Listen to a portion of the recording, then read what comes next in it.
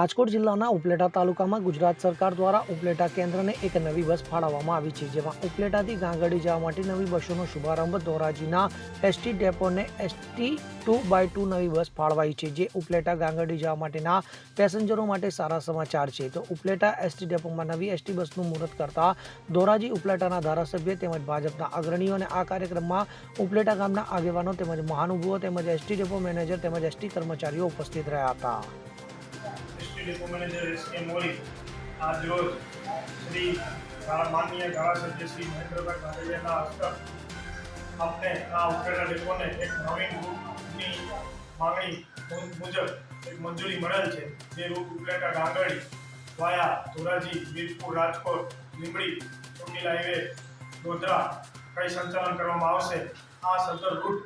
જે ઉપલેટાની જનતાને નગરપાલિકાની જનતાના તેમજ આજુબાજુના વિસ્તારના જે ગાંગડી બાજુથી અને દાહોદ ગોધરા બાજુથી વસવાટ કરતા અહીં કામ સબબ આવતા લોકોને તેના વતન સુધી જઈ શકે તે ધ્યાનમાં રહે અને ઉપલેટા કેન્દ્ર ખાતેથી આ નવીન રૂટ શરૂ કરવામાં આવેલ છે, જેમનું તમામ નગરજનોને તેમજ દાહોદ ગોધરા બાજુથી અહીં વસવાટ કરતા અથવા તો કામના અર્થે આવતા તમામ મજૂર વર્ગ તેમજ તમામ વ્યક્તિઓને આ સદર રૂટનો બહોળા પ્રમાણમાં ભાગ લઈ અને વધુમાં વધુ ભાગ લઈ તે બાબતની એક ડેપો મેનેજર તરીકે ઉપલેટા ડેપો તરીકે સરફરાજ કોડી સાથે CN24 ન્યૂઝ ઉપલેટા। હવે જુઓ